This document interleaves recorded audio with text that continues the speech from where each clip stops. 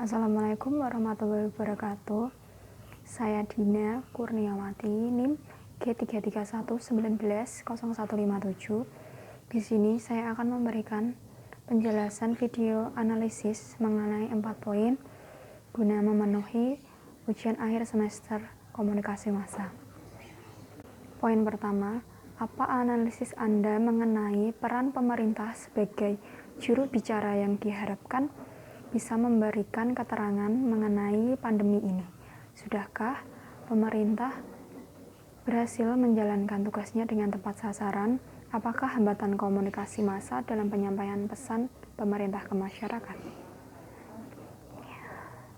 Telah banyak narasumber ahli berkomentar di TV dan berbagai media lainnya dengan menjelaskan virus corona.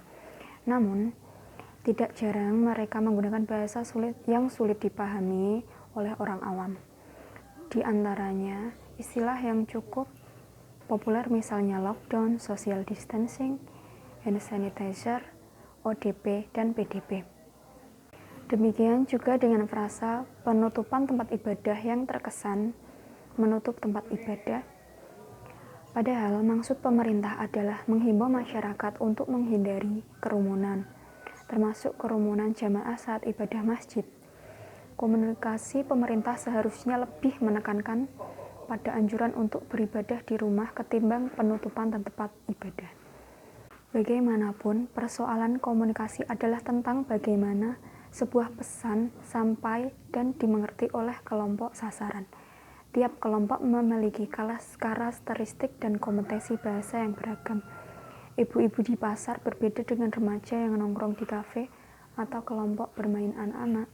Dalam konteks itu, gagasan two-step flow of communication perlu dipahami khususnya oleh pihak otoritas seperti pemerintah. Gagasan ini mengasumsikan bahwa orang kebanyakan pandangannya banyak dipengaruhi oleh opinion leaders, di mana para opinion leaders ini juga dipengaruhi dengannya oleh media massa. Singkatnya, opinion leaders berperan menjembatani pesan dari media ke masyarakat luas. Nomor 2, bagaimana pers atau media bekerja di saat pandemi ini kaitannya dengan mengambil data dari keterangan pemerintah mengenai pandemi ini. Apakah semua keterangan yang diberikan oleh pemerintah sudah benar-benar memenuhi standar terbaik pemberitaan? Minimal media massa menyajikan data terbaik dan terlengkap, bukan melalui sisi pemerintah. Para jurnalis terus melakukan pengumpulan data hingga saat ini. Mereka mengatakan data kematian PDP sebenarnya tercatat dengan baik di tingkat kabupaten dan kota. Namun, angka total tidak pernah muncul di tingkat nasional. Sehingga sampai saat ini tidak diketahui dengan pasti jumlah kematian di kelompok ODP dan PDP. Padahal Organisasi Kesehatan Dunia telah merekomendasikan pencatatan kematian kelompok ini. Langkah itu akan memberikan gambaran yang lebih nyata seberapa besar kasus kematian akibat virus corona di Indonesia. Transparansi data akan mendorong kepercayaan terhadap kebijakan yang diambil pemerintah. Di sisi lain, data yang terbuka juga membuat para pakar bisa menyusun penelitian lebih tepat, sehingga salah satu acuan penyusunan kebijakan. Jika masyarakat menilai ada data-data terkait virus corona yang ditutupi, respon masyarakat terhadap langkah yang diambil pemerintah tidak akan maksimal. Nomor 3, sepanjang pandemi ini, apakah pemerintah juga menerapkan etika komunikasi di mana di dalamnya terdapat empati? Tidak kurang menurut saya, penyampaian data yang tidak transparan merupakan bentuk pelanggaran standar etika berupa kejujuran yang mestinya dijunjung tinggi oleh pemerintah dalam penyelenggaraan negara. Tetapi yang terjadi justru kebijakan pemerintah dalam penanganan COVID-19 seringkali tumpang tindih.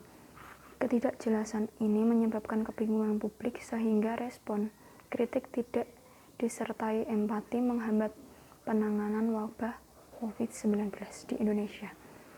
Padahal dalam kondisi seperti ini, sangat penting menerapkan etika respon komunikasi krisis yang cepat untuk menanggulangi dampak buruk pandemi COVID-19. Nomor 4, bagaimana bentuk etika komunikasi massa yang dijalankan oleh media massa melalui pemberitaan sepanjang pandemi ini. Dalam pemberitaan mengenai kasus virus corona di Indonesia, media massa baik media cetak maupun media elektronik perlu memperhatikan sejumlah ketentuan. Ketentuan tersebut diantara lain bahwa media massa perlu memegang teguh prinsip-prinsip kode etik jurnalistik seperti memberitakan secara akurat, berimbang, selalu menguji informasi, tidak beretikat buruk, serta dilakukan secara profesional. Lebih lanjut, media massa juga dihimbau untuk tidak memberitakan kasus secara berlebihan sehingga melupakan prinsip-prinsip dasar dalam kode etik jurnalistik. Media massa harus memperhatikan kepentingan publik yang lebih luas. Sebelum memuat berita atau laporan mengenai kasus virus corona, dalam pemberitaan mengenai kasus virus corona di Indonesia, media massa baik media cetak maupun elektronik perlu memperhatikan sejumlah ketentuan. Nomor 5, kesimpulan analisis. Analisis saya, mengapa pemerintah sulit sekali jujur soal corona? Minimalisasi data infeksi dan korban. Sejak awal, keakuratan data pemerintah pun sudah diragukan sehingga tidak bisa menjadi dasar kurva epidemiologi yang akurat.